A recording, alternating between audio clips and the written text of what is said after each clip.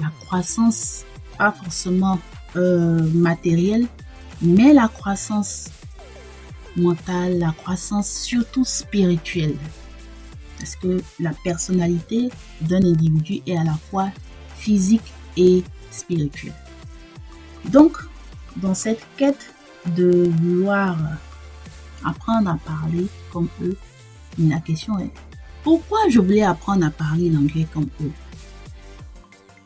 Qu'est-ce qui me motivait? Qu'est-ce qui me poussait? Pourquoi c'était une obsession? Pourquoi je le voulais absolument? Je voulais apprendre et être dans une position où, grâce à l'anglais, je pourrais avoir accès à des choses auxquelles je ne pouvais pas avoir accès parce que je comprenais uniquement le français. Entre autres, souvent les professeurs d'anglais nous disaient que quand vous savez parler l'anglais, vous avez le monde entier entre les mains. Parce que l'anglais est la langue la plus parlée, c'est la langue la plus populaire, la langue internationale pour les affaires et autres. Mais c'est quand même curieux. L'anglais est si important pour atteindre de grands objectifs. Mais pourquoi, dans le même temps, très peu d'élèves et d'étudiants excellent en anglais. Et après, ils se retrouvent dans la situation de ce que je coach actuellement. À vouloir un temps soit peu essayer de colmater les brèches et rattraper le temps perdu, essayer d'être opérationnel. Je vais pas dire en un laps de temps parce que je suis claire, je dis aux gens c'est pas en un laps de temps. Voilà, ça va vous prendre du temps, il n'y a pas de raccourci. Mais il y a une façon, entre guillemets, d'accélérer le processus. Et c'est ce que j'enseigne et j'en parlerai un peu plus tard. Moi, je voulais être dans une position, je savais instinctivement que je devais être dans une position où comprendre l'anglais allait m'ouvrir beaucoup de portes. Donc, il fallait vraiment atteindre cet objectif. Et j'avais cette passion. Pas forcément que j'aimais particulièrement la langue anglaise. Parce qu'il y a beaucoup d'élèves qui me disent, beaucoup de mes challengers qui me disent coach, je veux apprendre l'anglais parce que j'aime bien l'anglais, j'aime bien quand les gens parlent. Honnêtement, il y a beaucoup de raisons pour lesquelles vous voulez apprendre à parler l'anglais, vous qui me suivez là actuellement. Il y a beaucoup de ces raisons-là qui pour moi ne pèsent pas assez dans la balance. Alors je me dis à la limite, ça va devenir juste comme un passe-temps. Et puis vous n'allez pas parler l'anglais, effectivement. Et ne vous donnez pas de faux espoirs. Honnêtement, je suis dans une logique où mon message marketing a tendance à beaucoup plus décourager qu'encourager. Je vais même dire que j'ai même rendu beaucoup de services à beaucoup de personnes, honnêtement. Parce que quand je dois compter, par exemple, j'ai une centaine de... Je cumule pratiquement une centaine de personnes avec qui je suis entrée en contact officiellement depuis l'année 2022 où j'ai commencé à coacher officiellement.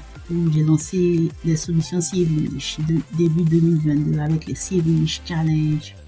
Et jusqu'à la date d'aujourd'hui, on va dire à peu près 100 personnes, peut-être entre 100 et 120 personnes avec qui je suis entrée en contact directement pour faire ces séances de coaching. Et dans le message, souvent dans la conclusion, voyant les motivations, ça et là, je fais comprendre que ce n'est pas pertinent pour vous. Il faut peut-être passer à autre chose. C'est la raison pour laquelle après l'épisode 40 du C-English Show, j'ai lancé le C-English Skills. Au lieu de vous, entre guillemets, fatiguer à apprendre l'anglais en vain, à apprendre à parler l'anglais en vain, parce que honnêtement pour beaucoup, c'est peine perdue en fait. Il faut peut-être faire autre chose. Consacrer votre temps, votre environnement et votre concentration à faire autre chose qu'apprendre à parler l'anglais. Parce qu'il y a beaucoup de facteurs que quand ils ne sont pas réunis, justement les facteurs de temps, d'environnement et de concentration, pour l'anglais, ça va devenir un casse-tête et vous allez finir par vous culpabiliser. Voilà.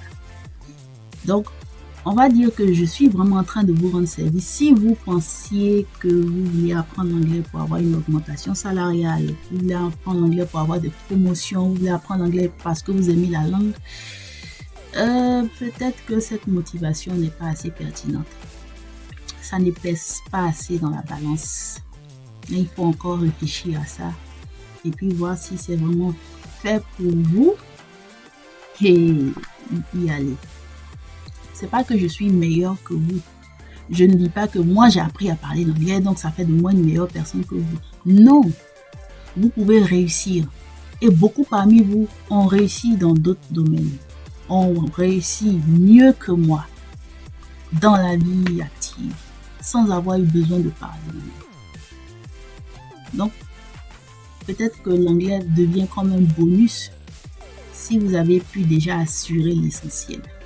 Mais si vous voulez vraiment savoir parler l'anglais, peut-être que vous allez continuer à suivre cette vidéo jusqu'au bout.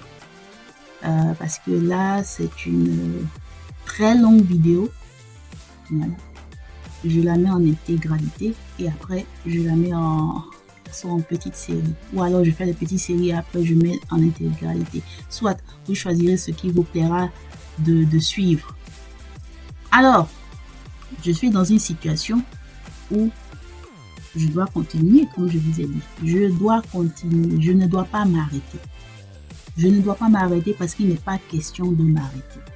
Il est question de continuer à comprendre ce que ces Britanniques disent sur la BBC, ce que ces Américains disent à la Voix de l'Amérique. Comment ça va se faire? Je n'avais aucune idée, mais je me suis dit que j'avais quand même foi en ce que ce site m'avait donné comme conseil. Si je veux exceller en anglais, il faut que j'écoute beaucoup des anglophones natifs. Et je crois que ce site même a été fait par des personnes qui ne sont pas anglophones natives. Donc, qui ont certainement vécu une expérience similaire et qui ont vu qu'il fallait conseiller d'autres personnes. C'est la raison pour laquelle quand on a une solution qui...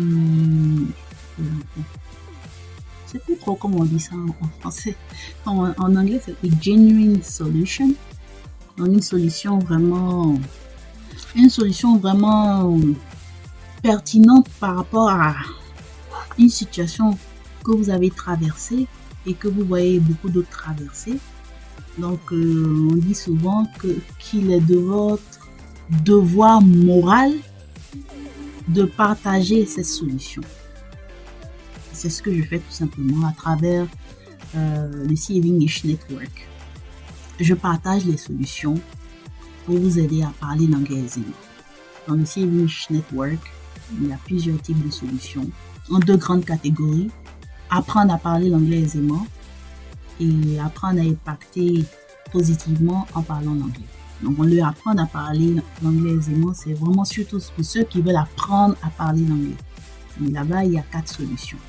Alors, vous pouvez aller déjà sur le site cavengishnetwork.com pour pouvoir découvrir toutes les solutions ou aller sur la chaîne YouTube CAV English Network. Aujourd'hui, je donne ce que j'appelle les exercices d'imitation. Je donne beaucoup d'exercices. C'est essentiellement les exercices que je donne à mes challengers. Je donne d'abord l'imitation consécutive.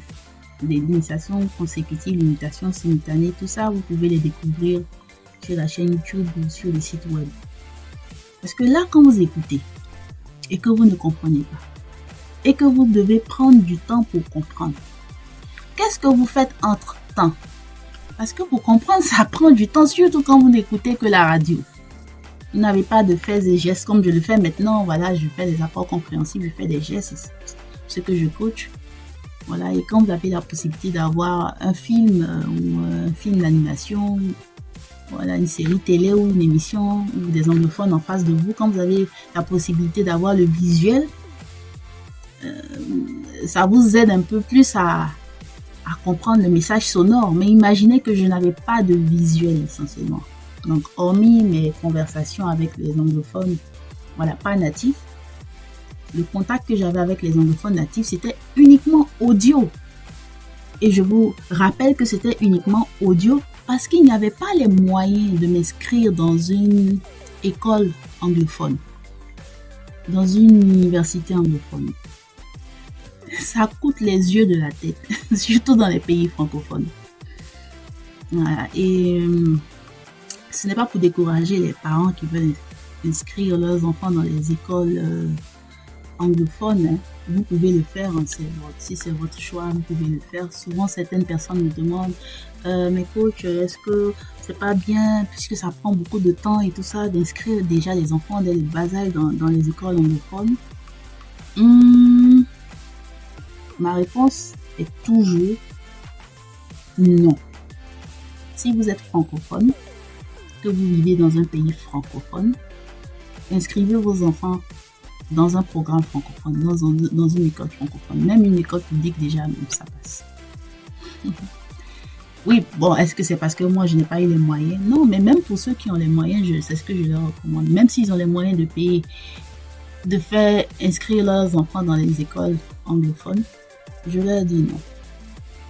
Et vous allez comprendre pourquoi je dis non dans mon récit.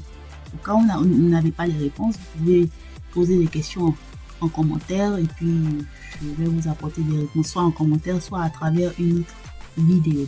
Voilà, nous allons poursuivre ainsi la conversation. Donc moi j'étais condamnée, entre guillemets, à n'écouter que la radio BBC et la radio La Voix de l'Amérique parce que je ne pouvais pas faire autrement. Donc il fallait faire de cette expérience une expérience hyper productive. Il fallait que j'en tire le meilleur. Et honnêtement, c'est peut-être dû à une philosophie personnelle que j'ai toujours développée depuis toute petite. C'est que si je ne peux pas m'offrir quelque chose, je me fabrique cette chose moi-même. Je me crée cette chose moi-même. Je ne peux pas être dans telle ou telle réalité, dans telle ou telle circonstance. Je me crée cette propre circonstance. Vous n'allez pas forcément faire les mêmes choses que moi. Je ne vous demande pas de faire les mêmes choses que moi. Mais je vous dis que si vous voulez atteindre des objectifs en particulier, honnêtement, voici la méthodologie pour les atteindre.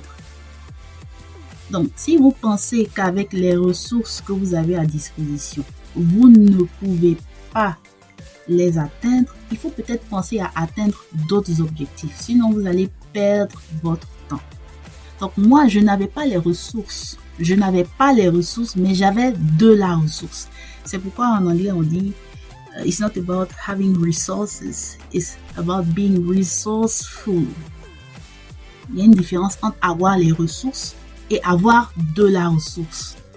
Donc, pouvoir puiser en soi-même les outils qui vous permettront de trouver la solution au problème que vous rencontrez. C'est cela aussi le développement personnel. Le développement personnel, c'est comment amener les individus à avoir de la ressource, à trouver les solutions en eux-mêmes aux problèmes qu'ils rencontrent. Voilà, et ce sont des choses qui se développent. On va dire qu'il y a des personnes qui sont plus ou moins prédisposées à savoir les faire déjà. Il y en a qui ont besoin d'un peu plus d'entraînement pour le faire. Mais chacun peut avoir un impact donné, atteint un certain niveau de développement personnel dans un domaine, dans une situation donnée, impacté à sa manière. Voilà pourquoi on ne doit pas forcément chercher à faire du copier-coller, mais on doit chercher à être utile à soi-même et aux autres dans un domaine précis. Donc, le développement personnel vous permet d'avoir de la ressource.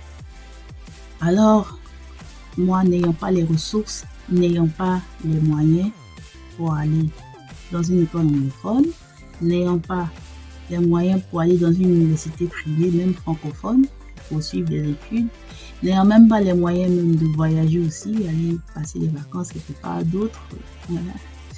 Je devais rester à la maison et que faire? Il n'y avait même pas internet à la maison. Et je ne vais pas dire pire, mais peut-être que ça peut être aussi pire. Il n'y avait même pas la télé à la maison en fait.